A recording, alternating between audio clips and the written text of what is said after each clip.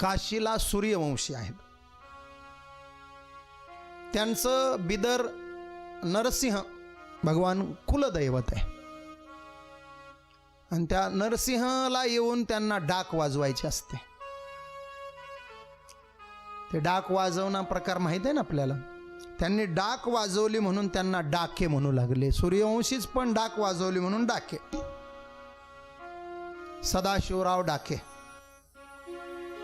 ते काशीच्या असल्यामुळं महादेवाचे भक्त आहेत. आणि त्यांचं कुलदैवत नरसिंह भगवान असल्यामुळं ते विष्णूचे भक्त आहेत. ऐकून ठेवा, या संत चरित्रातून हाही एक संदेश घेऊन जा. कोणत्याही देवाची निंदा आपल्याकडून झाली नाही पाहिजे. निष्ठा एका देवावर ठेवा, पण प्रेम सगळ्या देवांवर करा.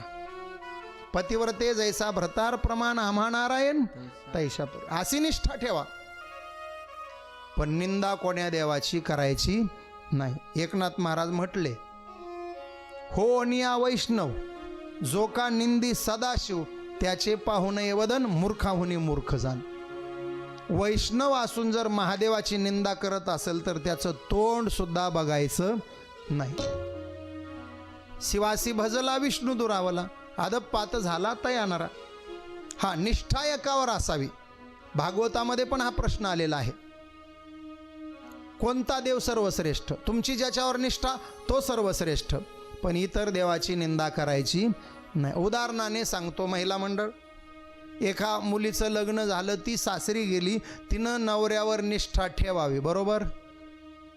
बरोबर की चूक? मुलीचं लग्न झालं, तिनं नवऱ्यावर निष्ठा ठेवावी. बरोबर ना? बरोबर. नवऱ्यावर निष्ठा ठेवावी आणि सासूला दररोज शिव्या द्याव्या. बरोबर?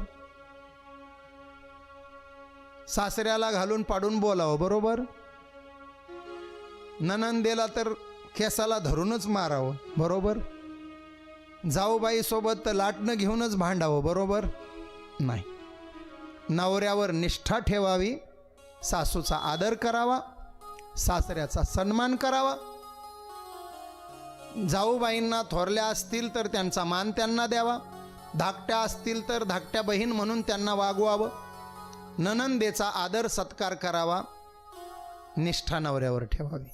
ऐका, समजा आपण विठोबाचे भक्त आहेत तर विठोबाला आपण आपला नवरा मानावं, त्याच्यावर निष्ठा ठेवावी. आता विठोबावर निष्ठा ठेवावी, मग देवीला काय भांडावं का? नाही. त्या आपल्या नणंदबाई आहेत, त्यांची बहीण माना आपण त्यांना. शंकर पार्वतीला आपण सासू सासरे माना. मग नवऱ्यावर निष्ठा ठेवावी आणि इतर नातेवाईकांचा आदर सत्कार करावा. तसं आपण ज्याची भक्ती करतो त्याच्यावर निष्ठा ठेवावी आणि इतर देवतांचा आदर सत्कार करावा. याला म्हणायचं भक्ती. आणि ती भक्ती सदाशिव माळी करत होते. हरी काशीच्या असल्यामुळं हराचे भक्त, आणि नरसिंहाचे कुलदैवत असल्यामुळं हरीचे भक्त. हरी आणि हर दोन्ही भक्त. एकदा फिरत फिरत ते बिदरवरनं कोष्टगाव नावाच्या गावाला आले. लातूर जिल्ह्यामध्ये रेणापूर तालुक्यामध्ये हे कोष्टगाव आहे. मुळवणपासून एक 15-20 किलोमीटर. कोष्टगावला आले, मुक्काम झाला. झोपले असताना स्वप्नामध्ये नागराज भुजंग स्वरूपामध्ये आले, दर्शन दिलं. आणि भुजंगानं सांगितलं, तुझ्याकडून मला सेवा करून घ्यायची आहे, मला काशीत शोधत बसू नको, तू माझी इथं सेवा कर. जागृतीत आले, रस्त्यानं चालू लागले तर मागं भुजंग. मागं वळून पाहिलं की तोही थांबायचा, मागं वळून पाहिलं की तोही थांबायचा. आणि कोष्टगावच्या बाहेर 1-1.5 किलोमीटर अंतर कोष्टगावच्या शिवारामध्ये आला. आणि तो भुजंग एका जागेवर थांबला, तिथून काही पुढं येईना. सदाशिवराव डाके मागं आले, तोपर्यंत भुजंग बाजूला सरकला आणि समोर पाहिलं तर स्वयंभू शिवलिंग समोर दिसलं. बोला भोलेनाथ भगवान की जय. ते शिवलिंग उघडं केलं आणि छोटंसं मंदिर बांधून सदाशिवरावजी त्याच शिवलिंगाची पूजा करू लागले. मग त्यांना तोसाजी नावाचा मुलगा झाला. त्यानंही आजन्म त्याच महादेवाची पूजा केली, मंदिर बांधलं. त्या तोसाजीला येसाजी नावाचा मुलगा झाला. त्यानंही त्याच शिवलिंगाची पूजा केली. त्या येसाजीला सटवाजी नावाचा मुलगा झाला. त्यानंही त्या शिवलिंगाची पूजा केली. त्या सटवाजीला 6 मुलं झाले: येसाजी, साळाजी, गोविंद, महादू, झोटिंग आणि गोदाजी. त्यातल्यामध्ये साळाजी आप्पा हे 2 नंबरचे चिरंजीव वंश परंपरेनं आलेल्या त्या महादेवाची पूजा करू लागले. ही 1685ची घटना आहे.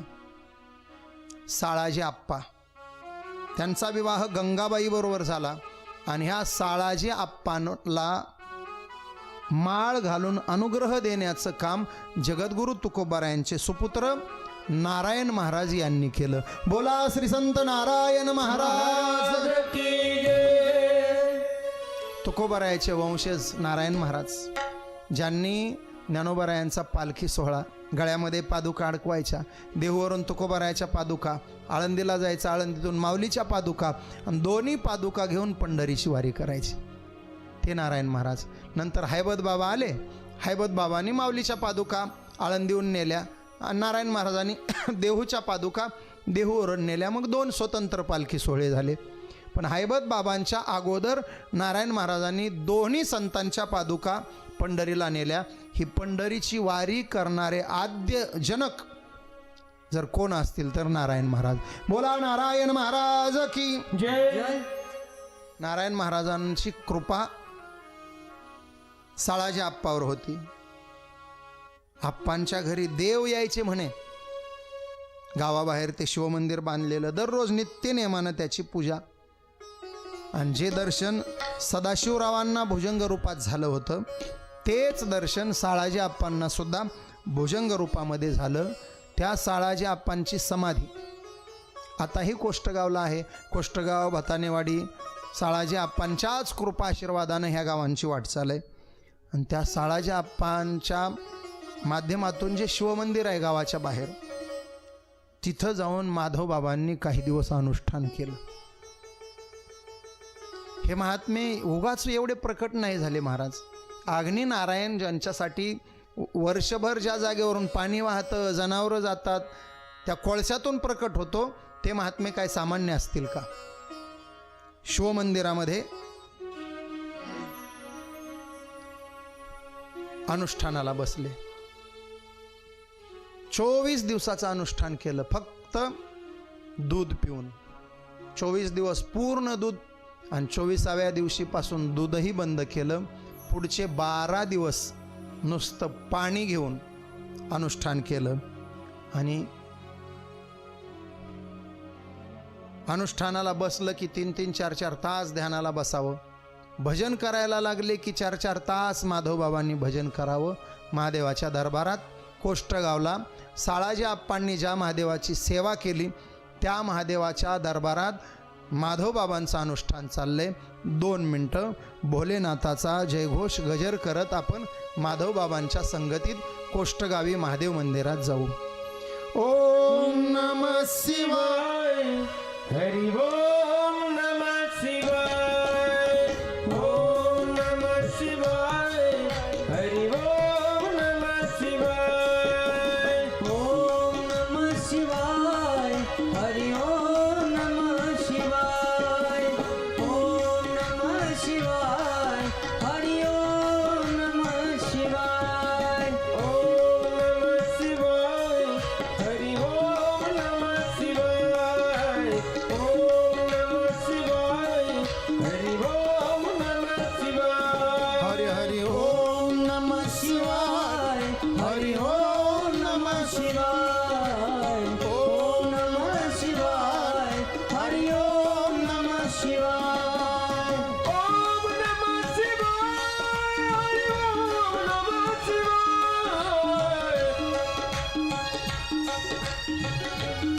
जय हो. ओम नमः शिवाय. हरि ओम नमः शिवाय. हरि ओम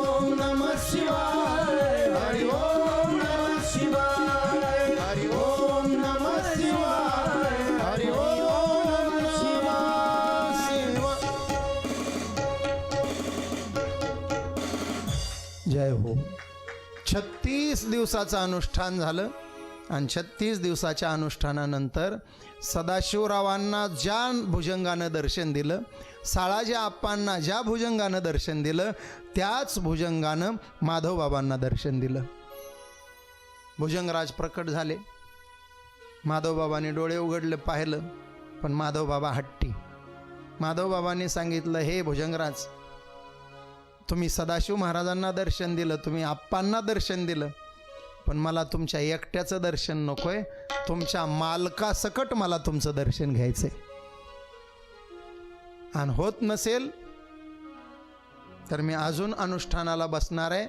प्राण जाईल पण अनुष्ठान सोडणार नाही जोपर्यंत भोले बाबा मला दर्शन देत नाही.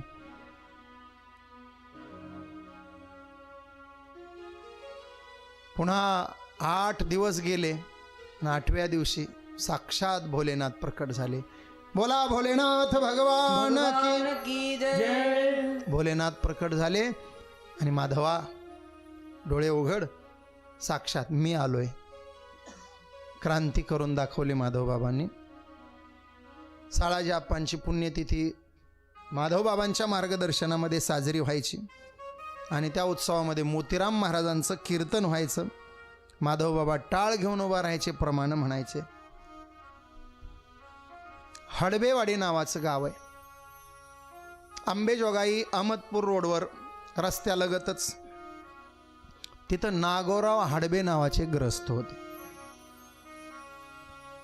फारच तापड माणूस.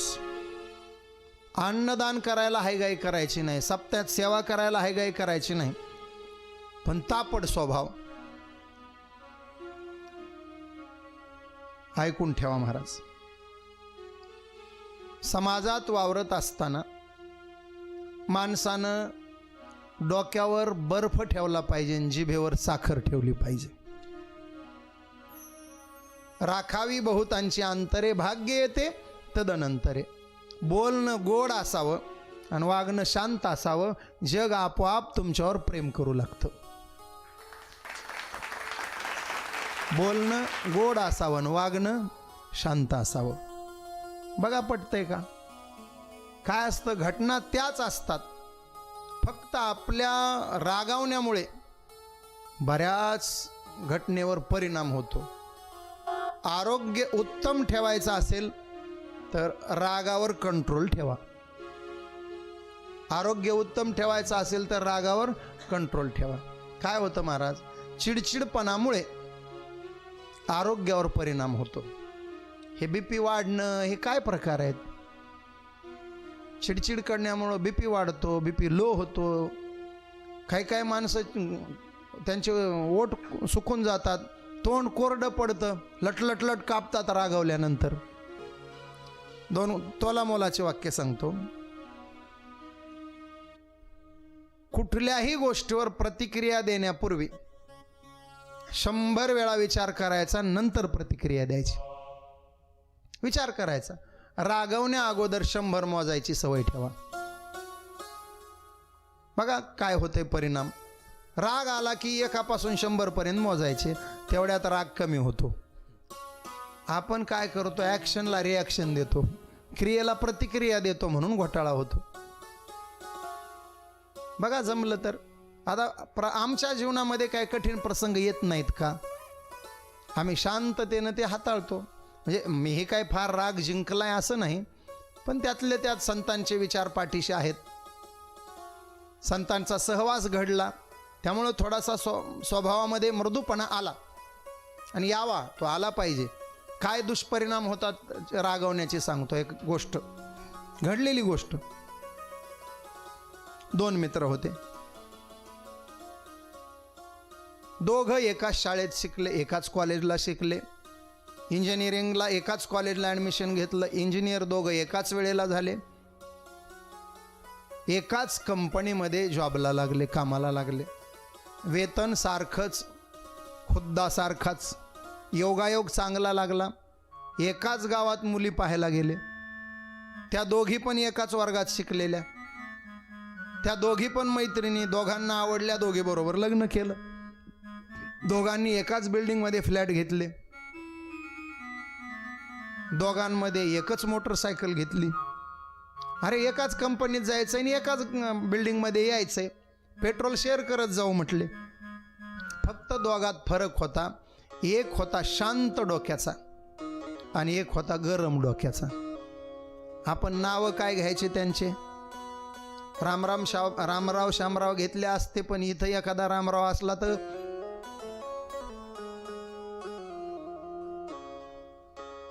गुणाजी आप्पाजी घेऊ, हे असले नावं नसतात शक्यतो. गुणाजी आप्पाजी होते दोघं. गुणाजी होता गरम डोक्याचा आणि आप्पाजी होता शांत डोक्याचा. दोघी मैत्रिणीच, त्यांच्या आवडीनिवडी सारख्याच. देवानं काय कृपा केली, दोघांनाही एक मुलगा एक मुलगी, एक मुलगा एक मुलगी. मुलगा 8वीच्या वर्गात, मुलगी 6वीच्या वर्गात. दोघांची ते लेकरही एकाच शाळेमध्ये. दोघांनी आई वडिलांना आणून घरी ठेवलेलं. 6 माणसांचं कुटुंब दोघांचंही. एके दिवशी भाजीवाला गाडा घेऊन आला. दोघींनाही कवळे कवळे वांगे आवडले. दोघींनी वांगेच घेतले आणि संध्याकाळच्या जेवणात दोघींनी वांग्याचीच भाजी केली.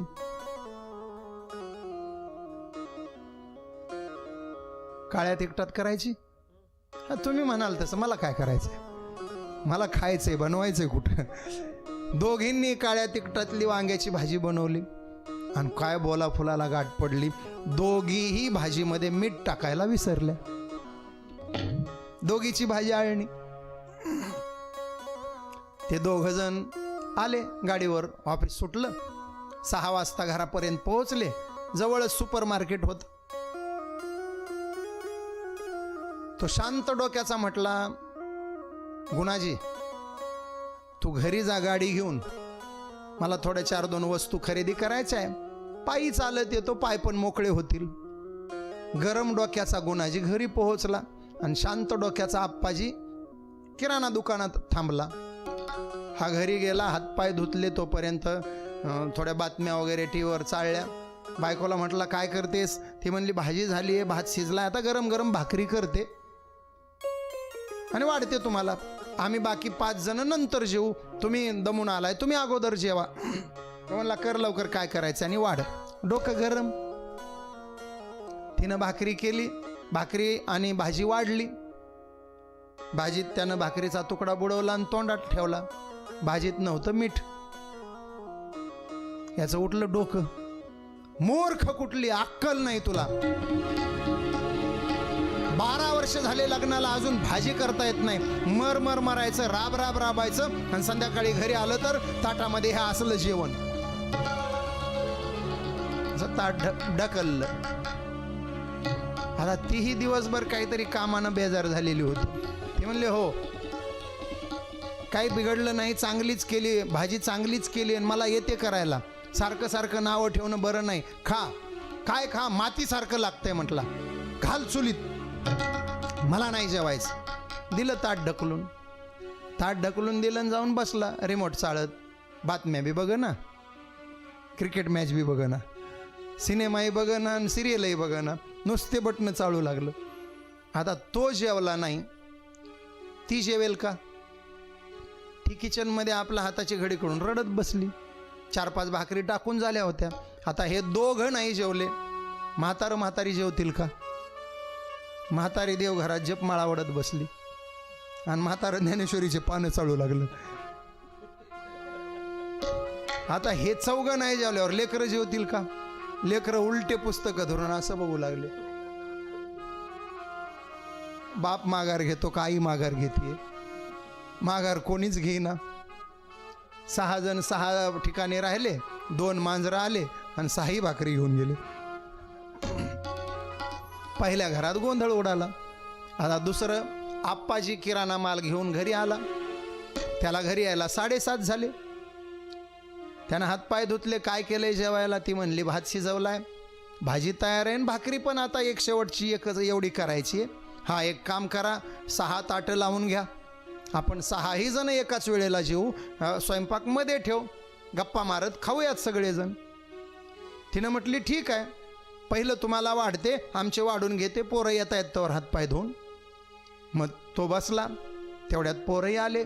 यानं ही भाकरीचा तुकडा मोडला, भाजीत बुडवला, तोंडात घातला, भाजीत नव्हतं मीठ, पण ह्याचं डोकं होतं शांत.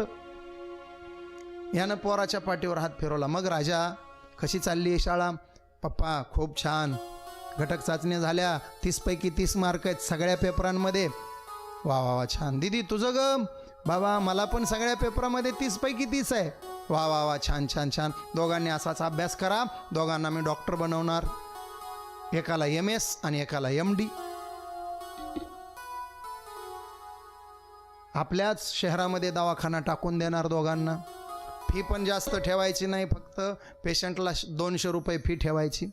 आणि जास्त पेशंट नको आपल्याला. 20 तुला आणि 20 तुला जरी आले तरी भरपूर झाले. 4-4 हजार रुपये दोघं कमावताल दिवसाला.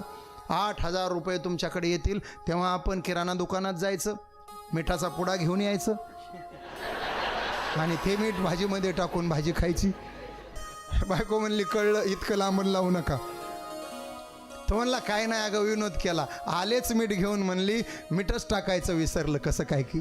आण आण आण म्हणला. टाकलं मीठ भाजीमध्ये. महाराज भाकरी चुरून कुस्करून खाल्ली. अहो 2 भाकरी कमी पडल्या ह्या लोकांना जेवायला. घटना दोन्ही घरात सारखीच घडली का नाही? मग डोकं शांत असेल तर 2 भाकरी कमी पडतील, इतकं सुंदर जेवण होईल. आणि डोकं गरम असेल तर 6 माणसं उपाशी राहून मांजरं भाकरी घेऊन जातील. शांत डोक्यानं राहावं. मोतीराम महाराज आवडीनं लोकांना सांगायचे, शिकवायचे. माधव बाबा मोतीराम महाराज यांच्याकडून हे गुण शिकावेत. या लोकांनी जीवनभर एवढा समाज हाताळला, पण कधी रागवले नाही, कधी चिडले नाही. तो नागोराव हडबे असा चिडचिड करायचा, मूलबाळच नाही. 60 वर्ष झालं लग्नाला, लेकरू बाळ नाही. माधव बाबा मोतीराम महाराज त्याच्या घरी बसलेले. आणि माधव बाबा म्हणले, नागू 60 वर्षाचा झाला गड्या, अजून काही शांत झाला नाही.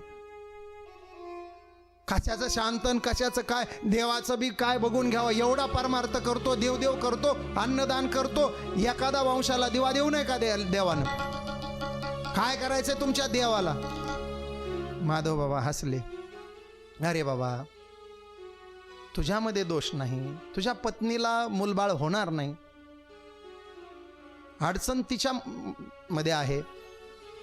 त्या पत्नी समोर आल्या, दर्शन घेतलं आणि सांगितलं, बाबा मी 10 वर्ष झालं सांगते दुसरं लग्न करा. पण हे म्हणतात दुसरं केलं तर तुझ्यावरचं प्रेम कमी होईल. मी ह्यांना म्हणते केलंयच कुठं माझ्यावर. नुसतं किरकिर करता, चिडचिड करता. अरे बघ पत्नीची संमती आहे. नागोराव म्हणले, आता ह्या वयामध्ये कुठं लेकरं होत असतात का बाबा? तुम्ही पण काय बोलता? माधव बाबा सहज बोलून गेले. अरे 1-2चं काय घेऊन बसला? राजा दशरथासारखे 4 होतील, लग्न कर. काय आशीर्वाद आहे महाराज. 1-2चं काय घेऊन बसला? राजा दशरथासारखे 4 होतील, लग्न कर. राजा दशरथालाही बरेच दिवस नव्हतं. पुत्रकामेष्टी यज्ञ केला आणि मग झालं, कर लग्न. काय आनंद झाला महाराज. नागोराव म्हटले, ठीक आहे बाबा, आता तुम्ही म्हणताय तर. मग आता पोरगी तुम्हीच बघा ना. 60व्या वर्षी माझ्याला कोण पोरगी देईल? माधव बाबांनी संबंधित व्यक्तीची गोपीबाई नावाची मुलगी, तिचंही थोडंसं बिघडलेलं होतं. लग्न झालं आणि 6 महिन्याच्या फरकात पती वारल्यामुळं बिचारी विधवा होऊन बसली होती. मग त्या गोपीबाई बरोबर नागोरावचं लग्न लावून दिलं 60व्या वर्षी. आणि बाबांचा आशीर्वाद काय होता? अरे 1-2चं काय घेऊन बसला? राजा दशरथासारखे 4 होतील. आणि महाराज बाबांचा शब्द वाया नाही गेला. 2-2 वर्षाच्या फरकानं बरोबर नागोरावला 4 पोरं झाले. 68व्या वर्षी 4थं लेकरू झालं, 70व्या. आणि इतका आनंद नागोरावाला. सप्ताहामध्ये मनोभावे नागोराव सेवा करायचे. दोंडेराम गित्ते, कोंडीबा जगताप, रामभाऊ गित्ते, तुकाराम जगताप, ही सगळी माधव बाबांची सहकारी मंडळी. आंतरवेली नावाचं गाव आहे आमच्या गंगाखेड तालुक्यामध्ये. पूजेचं कीर्तन होतं. माधवबाबा आमच्याकडे काला नसतो, पूजा असते. दुपारी पूजेचं कीर्तन करायचं आणि आलेल्या भाविकांना महाप्रसाद. 4-4, 5-5 हजार लोक जेवतात. मुळवणला तर 30,000 लोक जेवतात. अग्निनारायण ज्या दिवशी प्रकट होतात त्या दिवशी पूजेचं कीर्तन. मोतीराम महाराजांचं. माधवबाबा टाळ घेऊन उभे. सीताराम नावाचा खूप लाडका माणूस, त्यांचे सुपुत्र आहेत आता आमचे खुशालरावजी आंतरवेलीकर आबा म्हणून, फार मोठे मृदंगवादक आहेत. पूजेचं कीर्तन झालं. रात्रभर कीर्तन. आलेल्या पाहुण्यांना रात्रभर काय करायचं तर कीर्तन ऐकवायची. 5-25 महाराजांची कीर्तन. ह्याचं झालं की त्याचं झालं की ह्याचं. त्याला हजेरीचे कीर्तन म्हणायचं. मोतीराम महाराजांनी माधवबाबांनी म्हणायचं, गणू उभा राय पटका बांधून. मग करायचं कीर्तन. कीर्तन रात्रीचे सुरू झाले.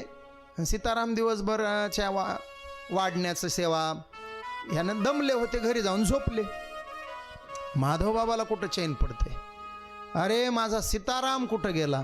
दुसरे भजने म्हणले घरी जाऊन झोपला. माधवबाबा म्हणले अरे अरे अरे अरे त्याचं झोपणं महागात पडेल. तो झोपला तर कायमचा झोपल. वाक्य काय होतं, तो झोपला तर कायमचा झोपल. मला त्याला उठवायला गेलं पाहिजे. माधवबाबा चालत चालत लगबगीनं गेले आणि सीतारामच्या आईला सांगितलं लवकर सीतारामला उठव, तो जर झोपला तर कायमचा झोपून राहील. आईला कळना नेमकं काय म्हणायचंय. हे सीताराम उठ, बाबा तुला घ्यायला आलेत. सीताराम गडबडीनं उठला आणि बाबाकडे गेला. बाबा चुकलं, माफ करा, चला थांब, मला थोडं चहाचा घोट घेऊ दे. आणि घरात आले आणि आईला म्हणले ते गोदडं उचल. सीताराम झोपलेलं. गोदडं उचललं महाराज, मनगटा एवढा साप गोदड्याखाली. सीतारामनं गळ्याला पडला आणि हंबरडा फोडला. वाक्य काय होतं, झोपला तर कायमचा झोपून राहील, त्याला उठव. आयुष्यभर सीतारामनी सेवा सोडली नाही.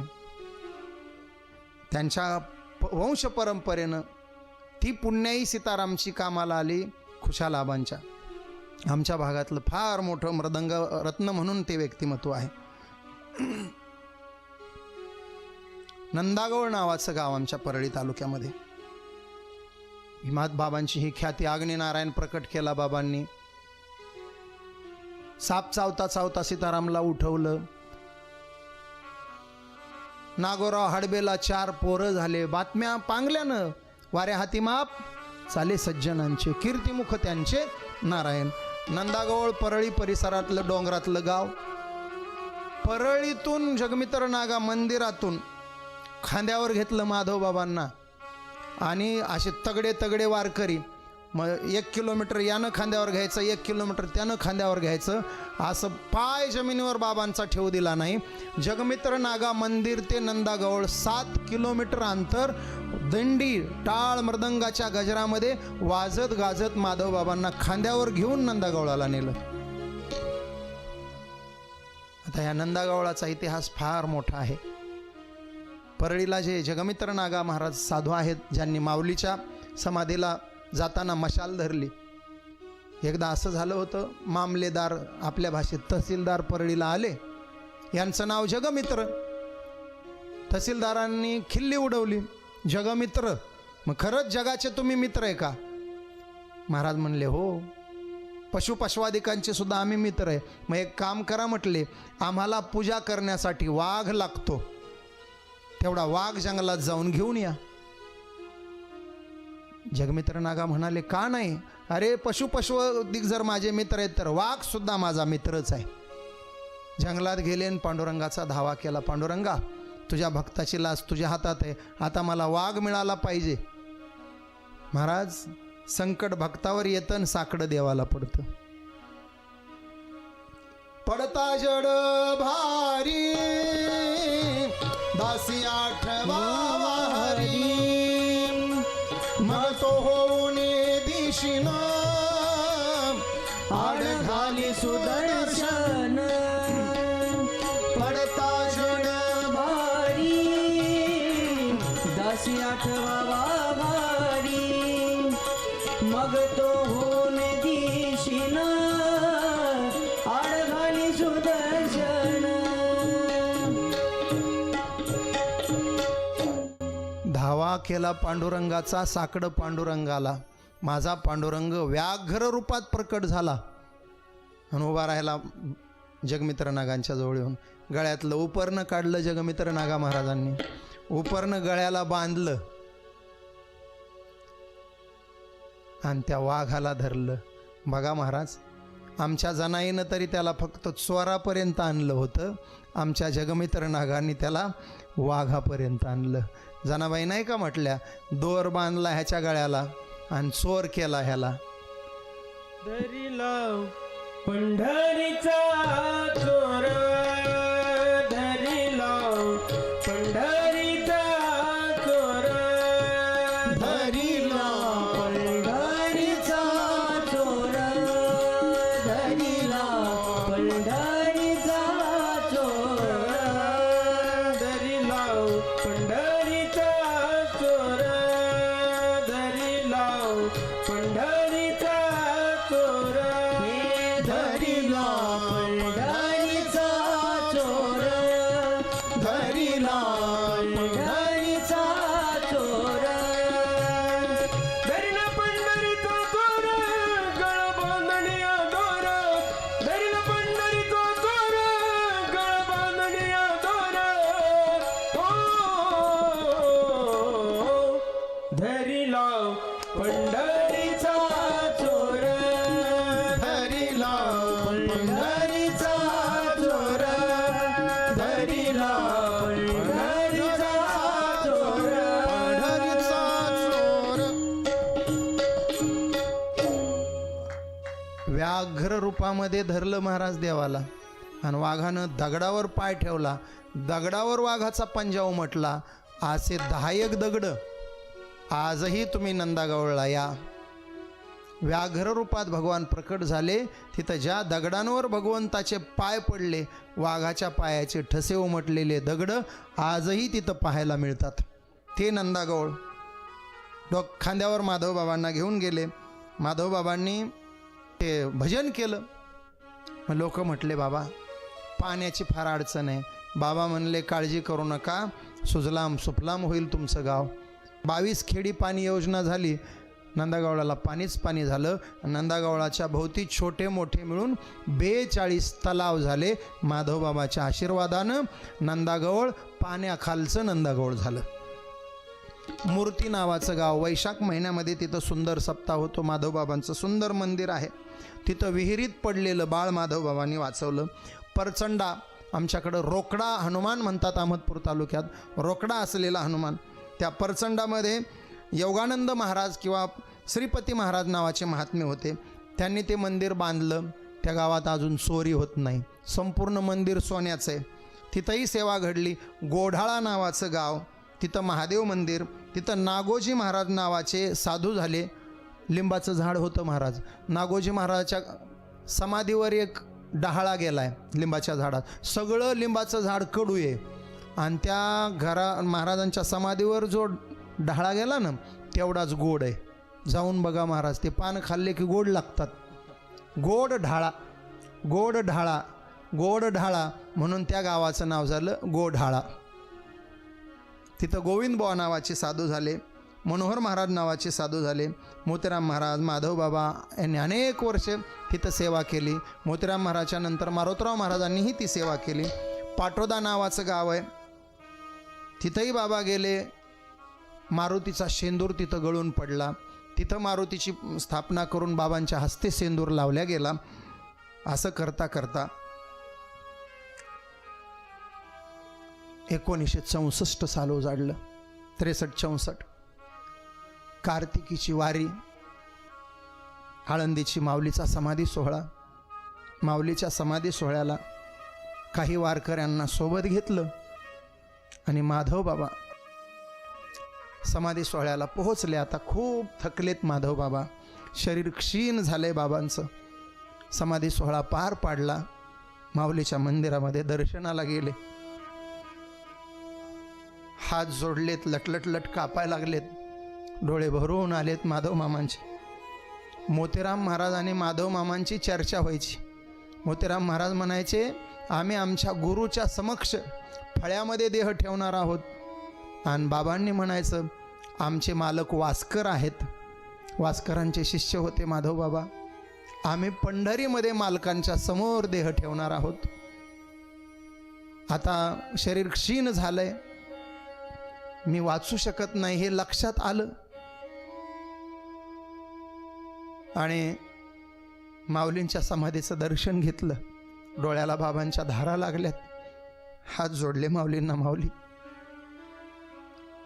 आमचं हे मस्तक दिवस रात्र फक्त तुमच्या चरणावर टेकलं पाहिजे, एवढी तुमच्या चरणावर आमची प्रार्थना आहे. आता पुन्हा काय भेट गाठ होईल याची शाश्वती देता येत नाही. शरीर क्षीण झालंय, तेव्हा मस्तक असो दिनरजनी, मस्तक असो दिनराजनी, मस्तक असो दिनराजनी, मस्तक असो दिनराजनी, श्री ज्ञानदेवा चरणी चरणी, ज्ञानदेवा चरणी चरणी, ज्ञानदेवा चरणी ज्ञानदेवा चरणी, श्री ज्ञानदेवा चरणी चरणी, ज्ञानदेवा चरणी. केला जगाशी उपकार, तारियले नारी नर, तारियले नारी नर, श्री ज्ञानदेवा चरणी चरणी, ज्ञानदेवा चरणी चरणी, ज्ञानदेवा चरणी. केला जगासी जगासी उपकार उपकार, उपकार केला जगाशी,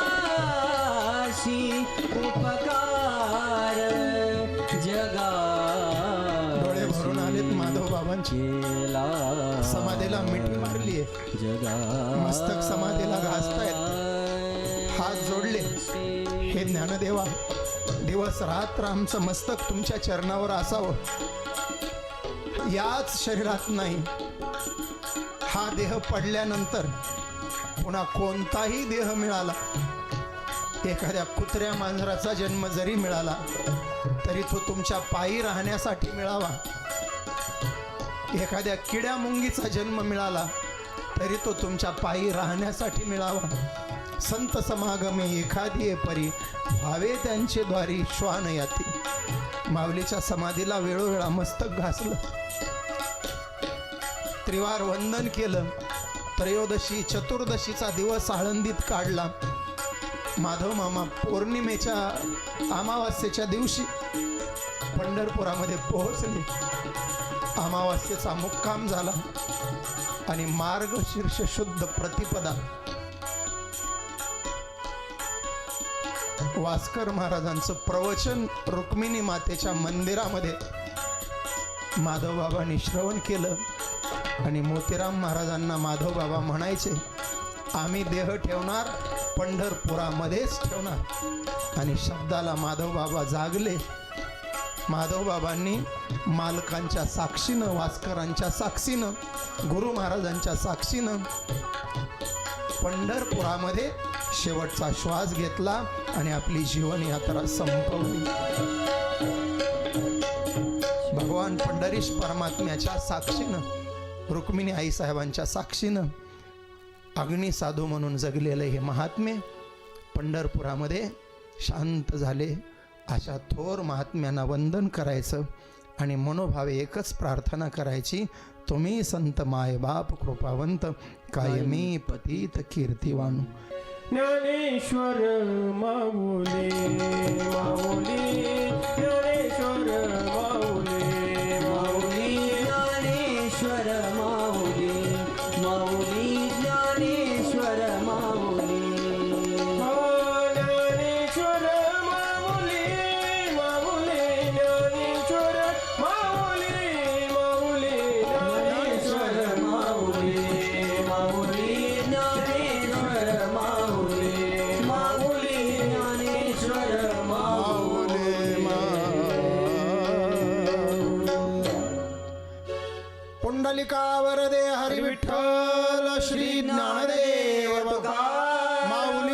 ज्ञानेश्वर महाराज की जय. जगद्गुरु तुकाराम महाराज की जय. खळजाई माता की जय. श्री संत माधव बाबा महाराज की जय.